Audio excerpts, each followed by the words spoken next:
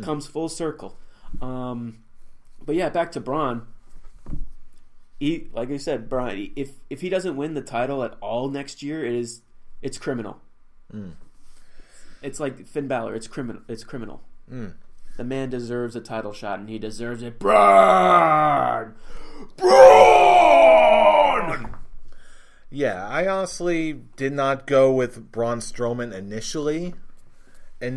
Because hear me out. Because it feels like Braun Strowman has been around for so much longer than just this year, which factually he has. Maybe not to the same level of quality that we've seen recently, but having heard your argument, I can't disagree with it. However, I do feel that at least one honorable mention does need to be mentioned. When I was thinking about other breakout talent this year, other talents that really came into their own, another name really came out of the woodwork here, and that's Velveteen Dream.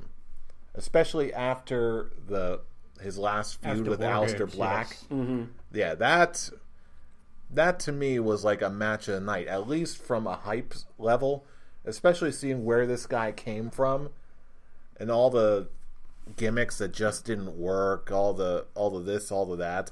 Now that he's really finally come into his own, now we really do know his name. Mm-hmm. And we will for a good long while if this keeps up. So, yeah, Braun Strowman, by all technical accounts, he's absolutely breakout star of the year, but I do think that Velveteen Dream does this, at the very least, deserve an honorable mention for all the work he put in this year. I can go for that. If NXT was actually looked more as a main roster brand, not just developmental, I probably would side with you more on that one. But it's developmental. I do hope that the NXT special on USA was enough for it to be okay, it's good program. We'll just put it on Wednesdays on USA. Well, we'll see what if anything comes of this. Am I wrong about that? Am I alone on that? Or should it just stay on the network? I don't know what to really think. If they can bring in more ad revenue by airing NXT on USA and it's still a draw, then I say, by all means, go do it. But then I think about NXT, what was said about how many people viewed it on USA, and I'm I don't know if that's going to be enough. They said 800,000 people, 800,000 households watched it. Two things to consider. Which really, when you compare it to Raw and SmackDown, you really shouldn't. But USA isn't gonna go for that. Well, there are two things to consider here, in my opinion. Number one, the advertising. Again, I consider myself a wrestling fan, and I barely knew that this was going to be that NXT was going to be airing on USA on Wednesday night.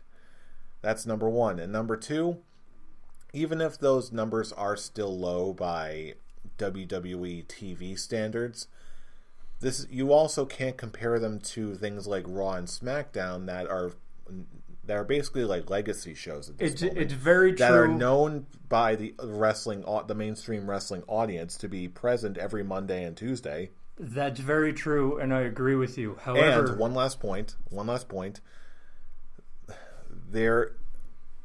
Consider this: how many other viewers is the USA Network actually pulling on a Wednesday night during the week?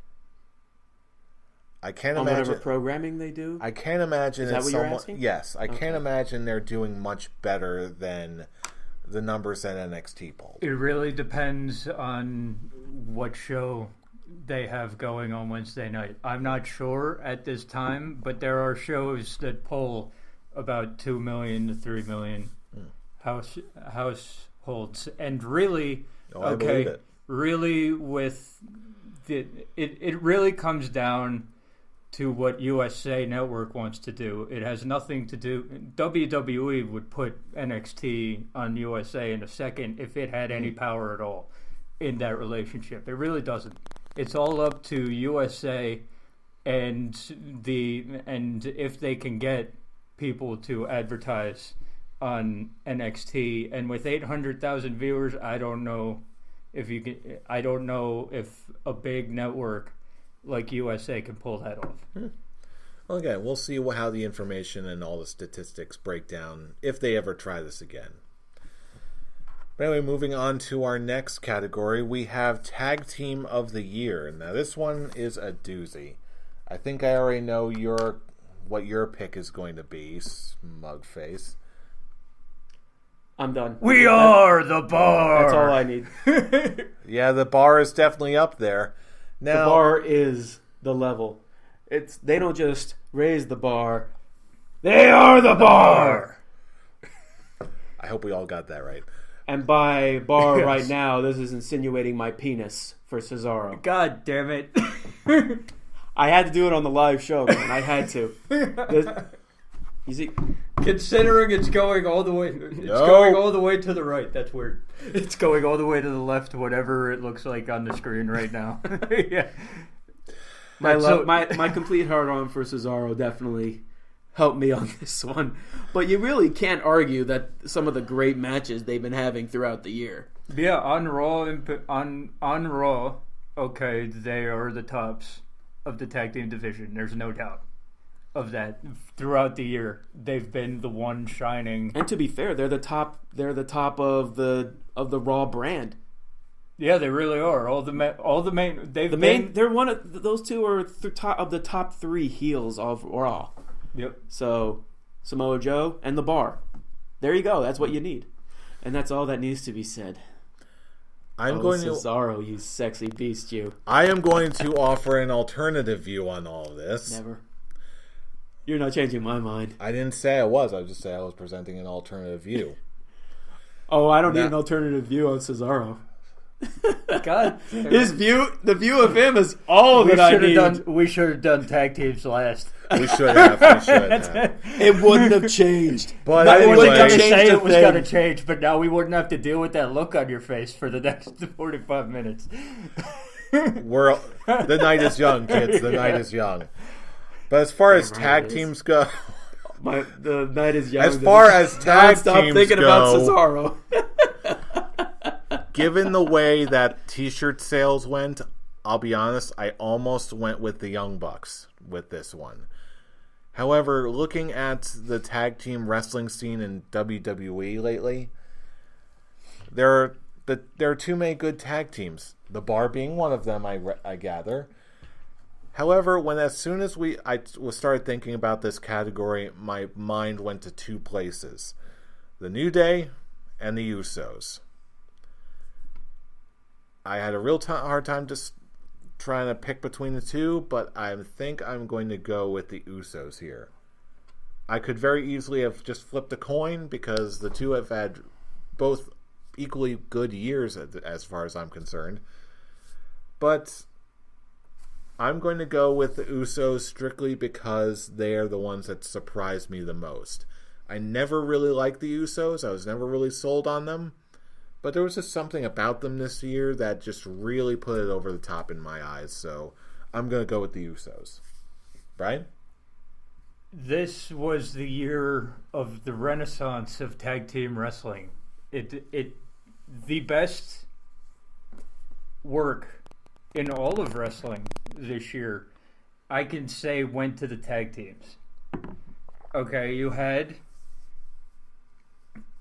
even feuds that lasted for months that normally we would decry and we'd be like, okay, this needs to end now. They need to go do their separate things. Okay, with tag teams, we never really said that because there was always differences in the matches. The matches were always fantastic. I don't think that we gave a bad rating to a tag team match on pay-per-view this entire year. I don't think we did. We didn't.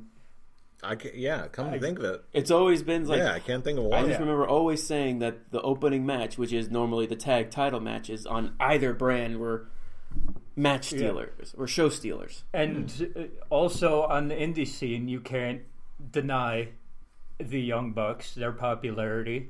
They make the Bullet Club in general. They put themselves. They are millionaires, and they did it themselves. Good on you guys. Good on you guys. However, okay, I'm gonna have to agree with Jeff on this one because going into WrestleMania, okay, I was at the point where I could not stand the Usos. They needed to go. They needed to get off my screen because they were still the faces that they'd been for years. They were the cartoon characters. They were the cartoon characters, the dudes who came out, did the little Samoan dance that they did, and then they'd go out and do the same thing they've been doing for 5 years. And if we're talking about a tag team renaissance, you cannot have any of this without the renaissance of the Usos. Okay? They turned heel. They changed up their characters so much. And it's one of the most enjoyable things that I've seen this year. Mm-hmm. The way that the Usos... It's two guys who really aren't intimidating when you think about it. When you look at guys like Braun Strowman and Samoa Joe, and then you look at guys like the Usos, who would you be scared of more? But okay, their promos are like they just sniffed 15 lines of cocaine, and especially when they first started out and they were doing those promos that made no sense, and then at the end they'd slow down and say, "It's not paranoia, it's the Usos." I'm like, this is gold. Like, I went from hating these guys. I think you were quoting that for weeks after that. I went from hating these guys. Bathroom break. The Usos. Okay.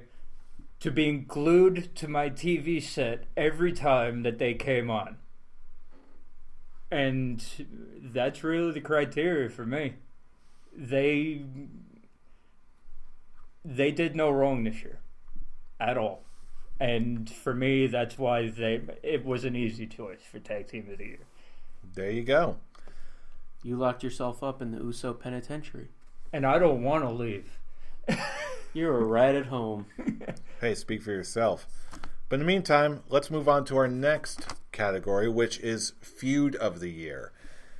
Now, whose turn is it? Mine? Mm-hmm. Okay, then.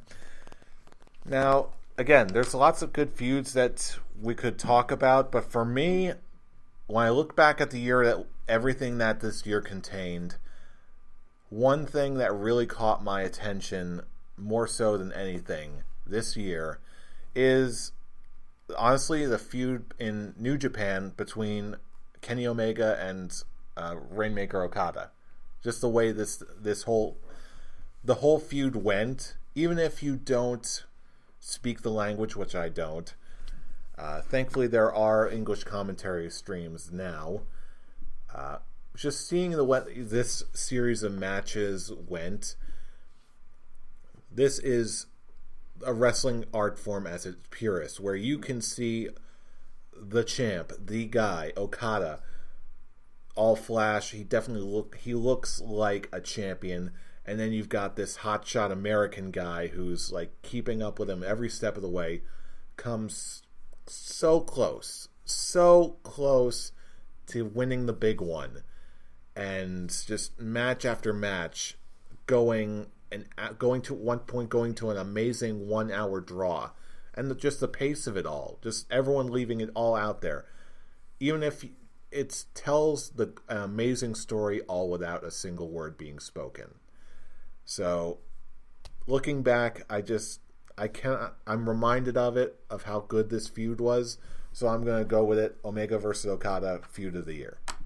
That's a very good choice. I can't pick it personally because I watched the matches, but I wasn't invested because I didn't watch any of the regular shows. I didn't see the feud itself actually going down. I just saw the matches that they had. What I did see go down Okay, we talked about him earlier. We talked